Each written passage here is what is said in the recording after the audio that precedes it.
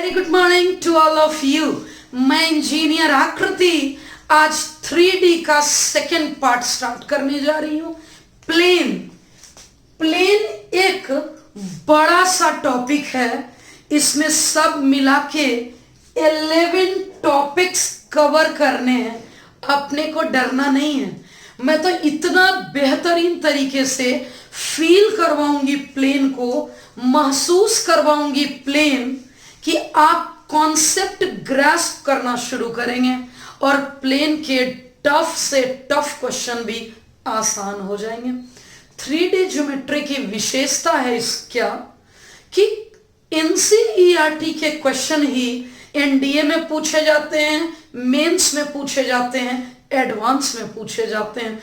3D geometry अगर आपने NCERT cover up कर लिया तो सब एग्जाम में आपका निकल जाएगा। प्लेन में 11 टॉपिक को, कुछ टॉपिक बहुत छोटे छोटे हैं, जैसे फोर्थ टॉपिक 2 क्वेश्चन करवाऊंगी, थर्ड टॉपिक 2 क्वेश्चन करवाऊंगी।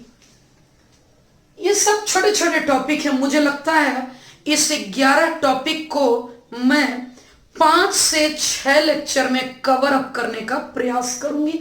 आप बच्चे कितना लेक्चर में चाहते हैं? 10-10, 20-20 मिनट का हर टॉपिक का अलग अलग लेक्चर, या जैसे मैं चाहूं वैसे सही है।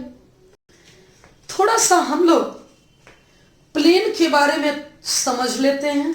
होता क्या है, अगर मैं इक्वेशन ऑफ प्लेन्स की बात करूं, ऑब्जेक्टिव, स्टेट बोर्ड ऑब्जेक्टिव में पूछती है equation of X Y plane क्या होता है, वाईजेड प्लेन क्या होता है और जेड एक्स प्लेन क्या होता है, इसकी इक्वेशन क्या होती है। हम लोग जानते हैं अगर प्लेन एक्स वाई है तो केवल x coordinate and y coordinate होगा, z तो 0 के इक्वल हो जाएगा। अगर मैं बात करूं yz प्लेन की, yz प्लेन मतलब y और z होगा, x की वैल्यू 0 हो जाएगी। अगर मैं zx प्लेन की बात करती हूं, z और x, तो x और z तो रहेगा, y की वैल्यू 0 हो जाएगी। ये तो इक्वेशन है। अगर मैं बात कर लूं, नोट की बात करती हूं, any point on x axis, अगर मुझे कोई पॉइंट वाई एक्सिस पर लेना है, अगर मुझे कोई पॉइंट जेड एक्सिस पर लेना है तो कोऑर्डिनेट क्या होगा। अगर कोई पॉइंट एक्स एक्सिस पर लेना है तो केवल x कोऑर्डिनेट ही होंगे, y एंड z 0। तो एक्सिस वाली बात तो मैं आपको पढ़ा चुकी थी लाइन में ही। आज हम लोग थोड़ा प्लेन की बात कर लेते हैं। अगर कोई पॉइंट हमें एक्स वाई प्लेन में लेना है, अगर कोई पॉइंट हमें वाई जेड प्लेन में लेना है, अगर कोई पॉइंट हमें एक्स जेड प्लेन में लेना है, अगर प्लेन एक्स वाई है तो जेड की वैल्यू 0, क्योंकि अगर प्लेन वाई जेड है तो सिर्फ और सिर्फ वाई होगा और जेड होगा, एक्स नहीं होगा। अगर प्लेन हमारा वाई जेड है तो एक्स बराबर 0 लूंगी, अगर प्लेन हमारा एक्स जेड है तो वाई बराबर 0। इस कॉन्सेप्ट को पढ़ा तो आज रही हूं, लेकिन उपयोग करूंगी लास्ट टॉपिक में, जब मैं mix concept of line and plane कराऊंगी, तब इस कॉन्सेप्ट को मैं यूज करूंगी। तो चलिए अब हम लोग आज अपने पहले टॉपिक को फिनिश करते हैं, पहले स्टार्ट करते हैं और समझते हैं।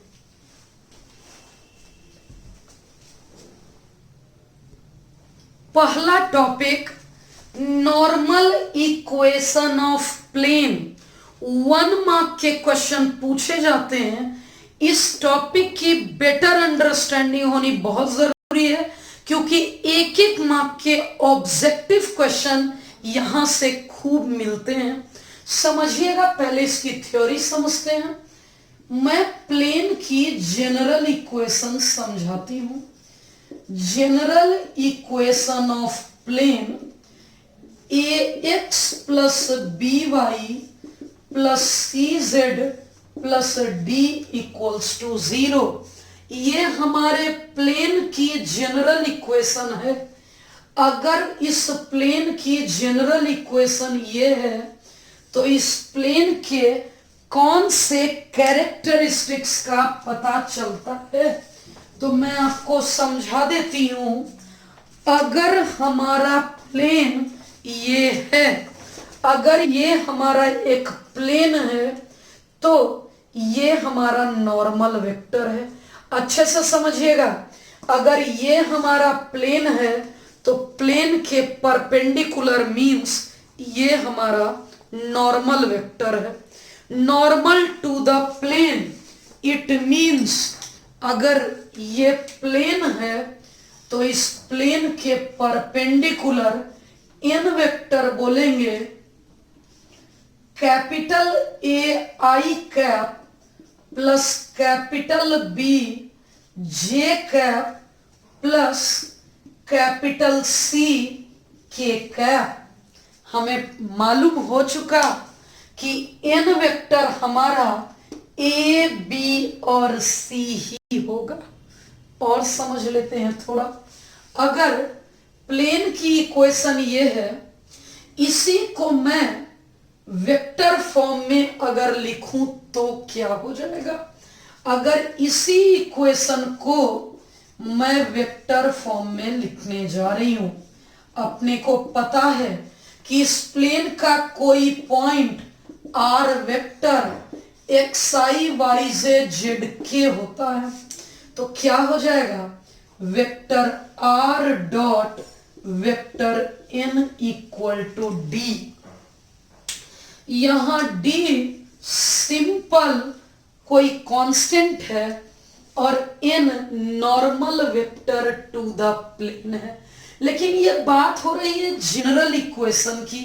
अगर मैं नॉर्मल इक्वेशन ऑफ प्लेन की बात कर लूं, अगर मैं यहां से नॉर्मल इक्वेशन ऑफ प्लेन की बात करूं, तो नॉर्मल इक्वेशन में वेक्टर फॉर्म है, वेक्टर इक्वेशन हमारा है vector R dot N cap equals to P.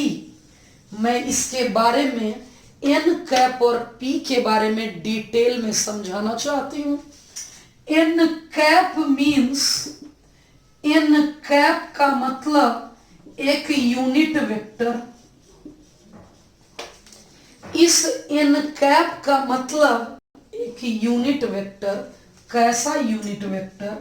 Normal to the plane, मतलब प्लेन के नॉर्मल के डायरेक्शन में यूनिट वेक्टर। ये प्लेन है, ये उसका नॉर्मल है, इस डायरेक्शन में यूनिट वेक्टर। और P क्या है? P है distance of plane from origin, origin से प्लेन की दूरी। क्योंकि ये डिस्टेंस है, इसलिए हर हाल में पॉजिटिव होना चाहिए। अगर कोई इक्वेशन दी हुई है तो हमें डिसाइड करना होगा कि ये जनरल इक्वेशन दी हुई है कि नॉर्मल इक्वेशन। कैसे डिसाइड करेंगे? मैं इन वेक्टर का magnitude निकालूंगी।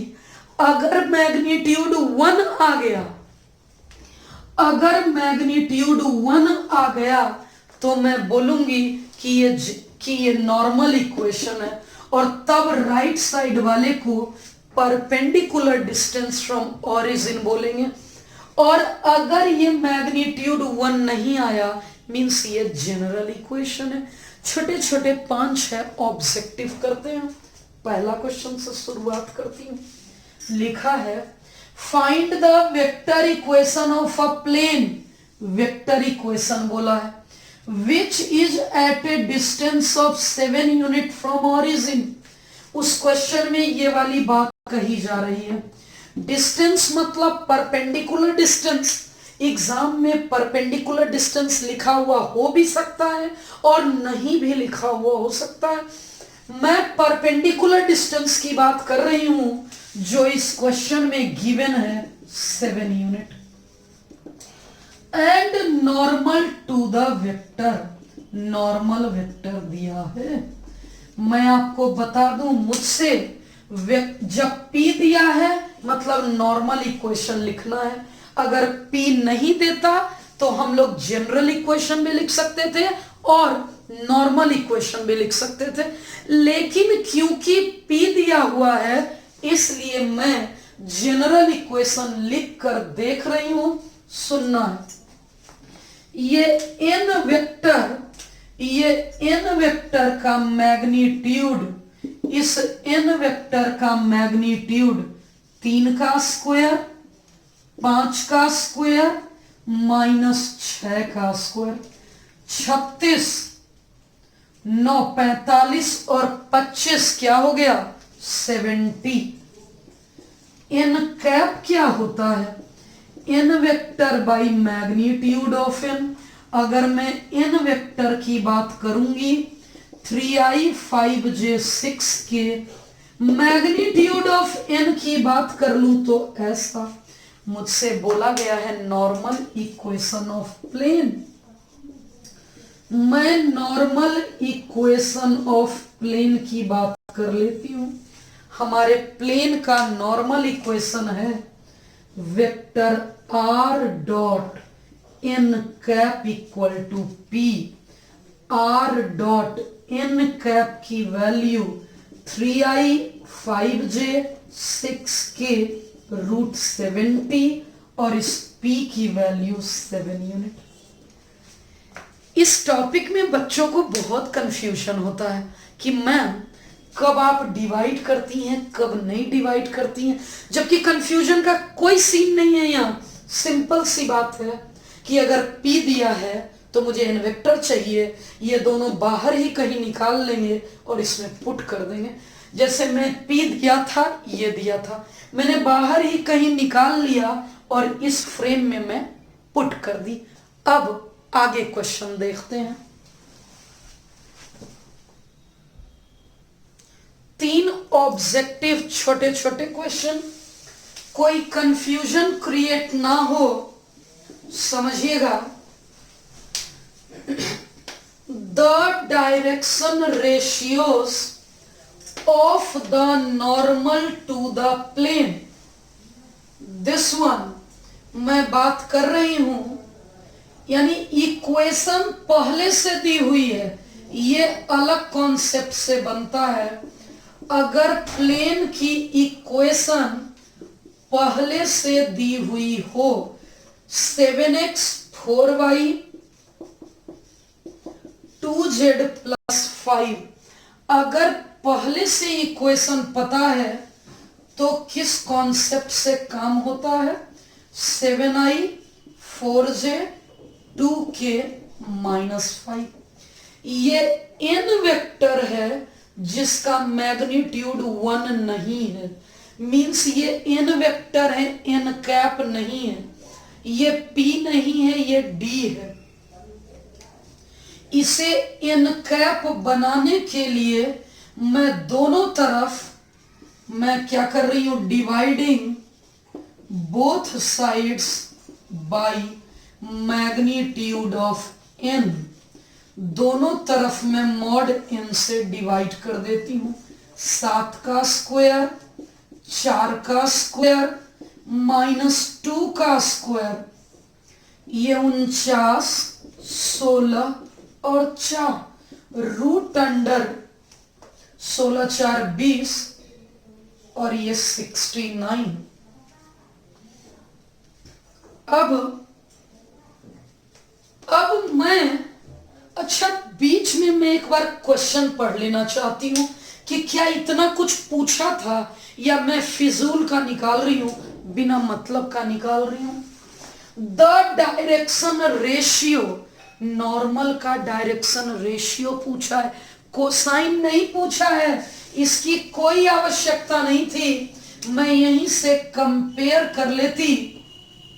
Are dot N equal to D, यहां से कंपेयर करके एन वेक्टर निकाल दी। 7i cap 4j cap -2k cap. अब एन वेक्टर, इसका कोसाइंस पूछेगा तब ना मैग्नीट्यूड ऑफ एन से डिवाइड करेंगे। इसका कोसाइंस नहीं पूछा जा रहा है, इसका मैग्नीट्यूड पूछा जा रहा है। यह है 7 का स्क्वायर, यह है 4 का स्क्वायर और यह है -2 का स्क्वायर। यह होगा 7 का स्क्वायर 49, 4 का स्क्वायर 16, -2 का, फिर से वही मिस्टेक। मुझे तो डायरेक्ट डी आर चाहिए, कोसाइन चाहिए ही नहीं। Direction ratio of N vector, मुझे तो डायरेक्ट डायरेक्शन रेशियो चाहिए, तो मैं लिखूंगी 7, 4, -2। क्या किसी ऑप्शन में है? जरा देखिएगा। यस, बी ऑप्शन में करेक्ट है। मैं बार बार जो कर रही थी वो इसका ध्यान आ रहा था, कोसाइंस, रेशियो का नहीं, कोसाइंस का। समझ लेते हैं क्या होगा। मैं इस इक्वेशन को एक बार लिख लेती हूं। इक्वेशन ऑफ प्लेन है 2x - 3y -6z -3।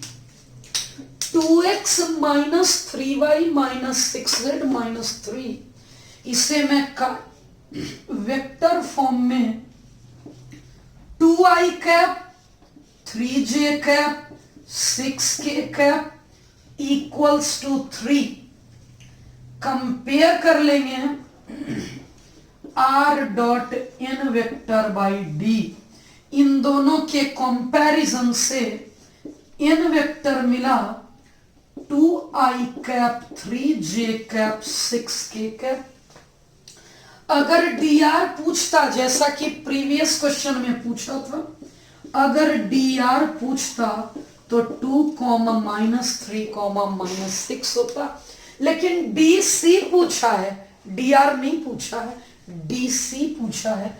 इसलिए मैं मैग्नीट्यूड निकालूंगी। पहले 2 का स्क्वायर -3 का स्क्वायर -6 का स्क्वायर, 36 4 40 9 49, 7 यूनिट। अब मैं डीसी की बात करती हूं। डीसी, ये रेशियो, ये मैग्नीट्यूड, ये रेशियो मैग्नीट्यूड, ये रेशियो और ये मैग्नीट्यूड। कोई ऑप्शन है? चेक कर लेते हैं।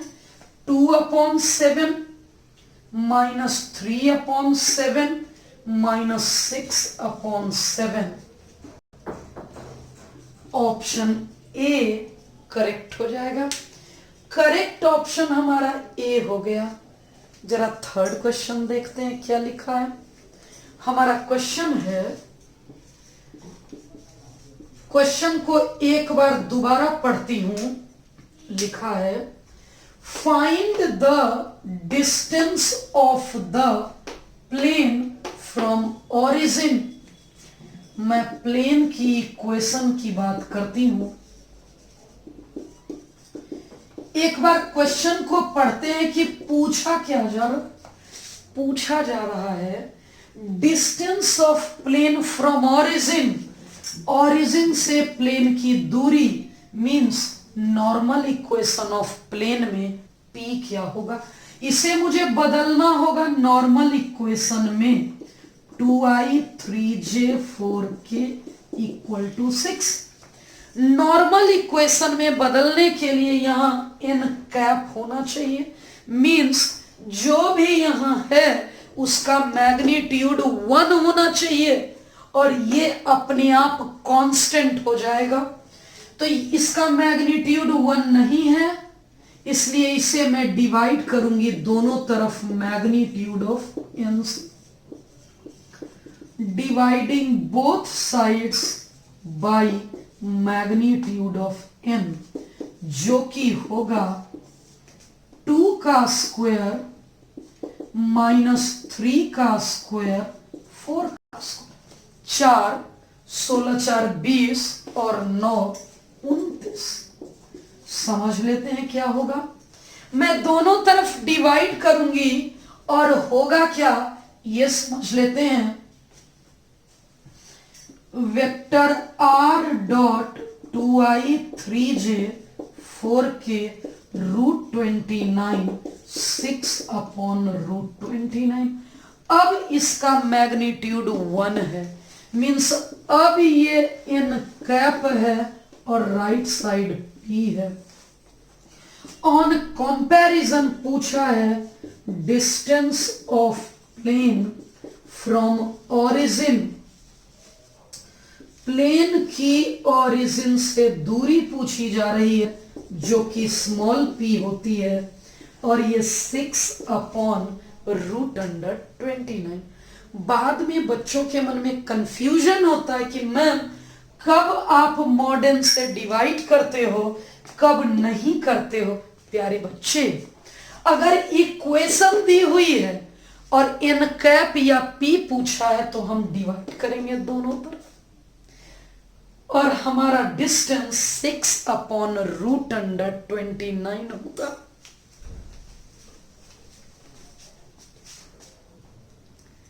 थोड़ा सा कॉन्सेप्चुअल क्वेश्चन लिया है, सेम कॉन्सेप्ट मैंने 2 बार लिया है, इस तरफ भी और इस तरफ भी सेम कॉन्सेप्ट। समझिएगा क्या लिखा है।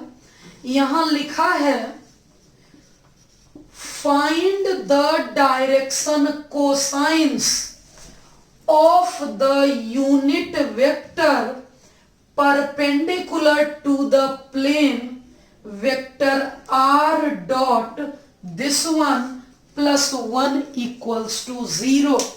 अब समझ लेते हैं, यहां लिखा है प्लेन की इक्वेशन,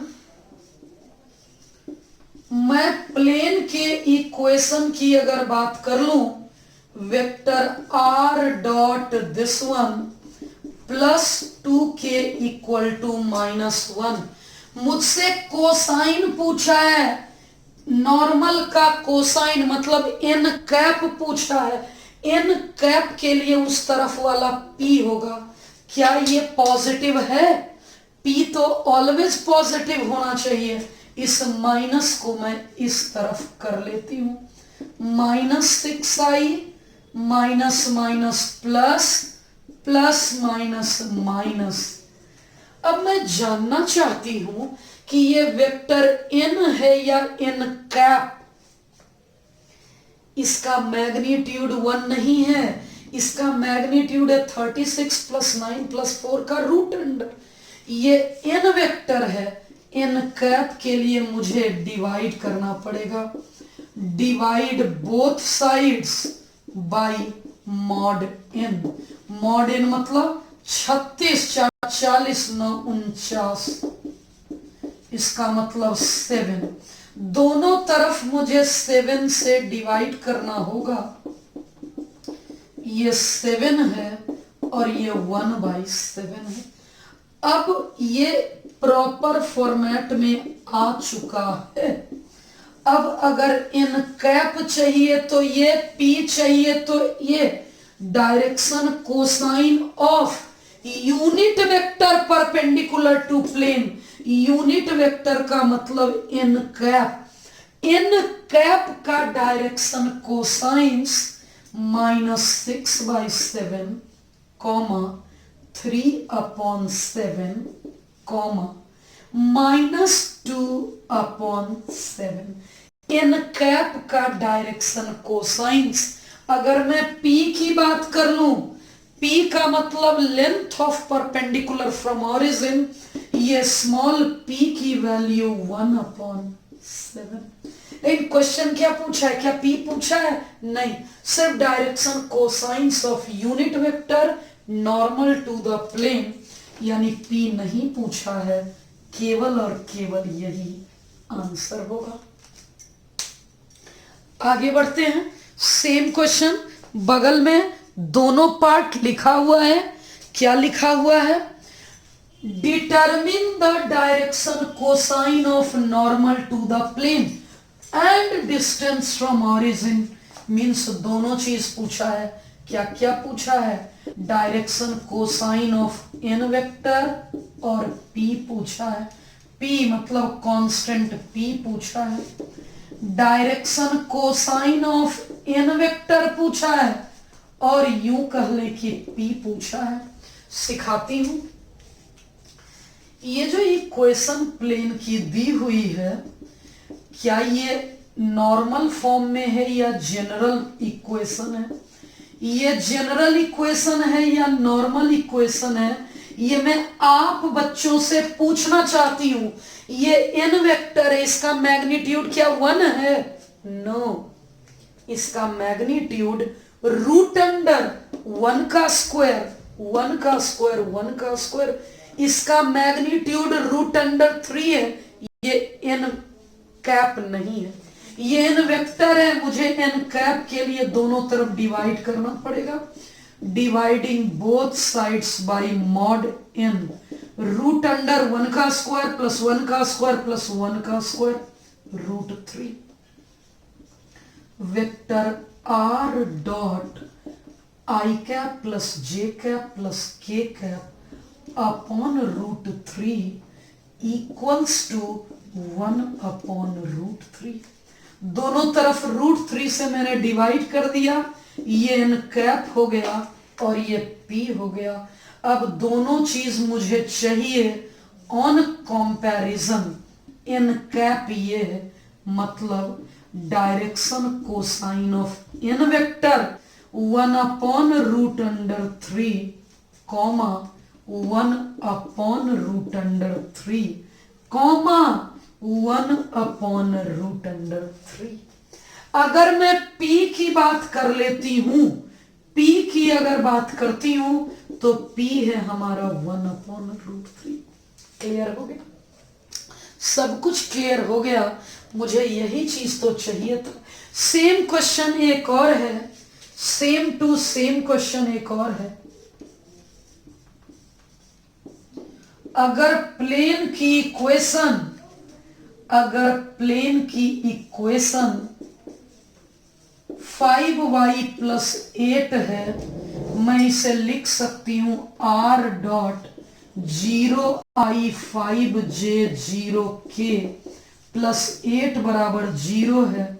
मैं इसे लिख सकती हूं 0i5j0k बराबर -8।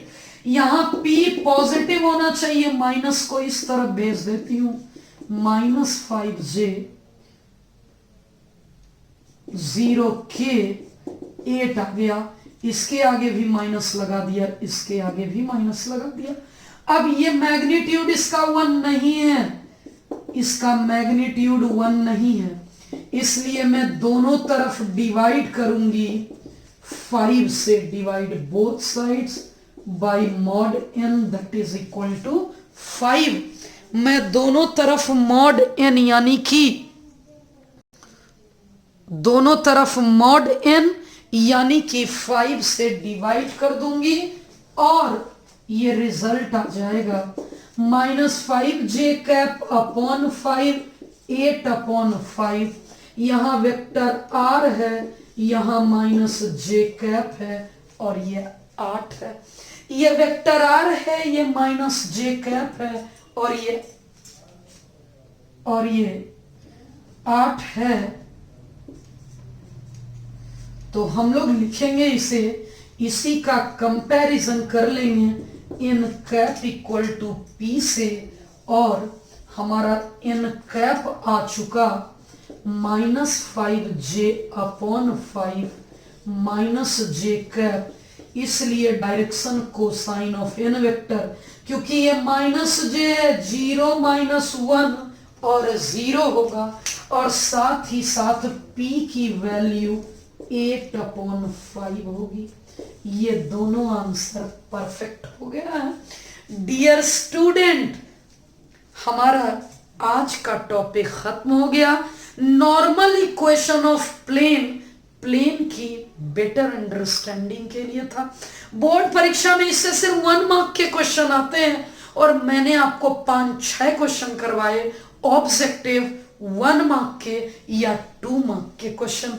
तो अब हम लोग नेक्स्ट टॉपिक में बड़े क्वेश्चन करेंगे, 1 मार्क के भी क्वेश्चन करेंगे, 4 मार्क्स के भी क्वेश्चन करेंगे, और साथ ही साथ 6 मार्क्स के भी क्वेश्चन करेंगे। तो हम लोग मिलते हैं अब नेक्स्ट लेक्चर में। आप सीख पाए या नहीं सीख पाए कमेंट करिएगा। कोई दिक्कत हो हमारे ऑफिस के नंबर पर आप कॉल कर सकते हैं, बोल सकते हैं कि आकृति मैम से डाउट पूछना है। और ये तो हमारे बोरिंग रोड ऑफिस का नंबर है, ये कंकड़बाग ऑफिस का नंबर है। आप कॉल कर सकते हैं, पूछ सकते हैं, व्हाट्सएप कर सकते हैं, अपने डाउट डिस्कस कर सकते हैं। Thank you.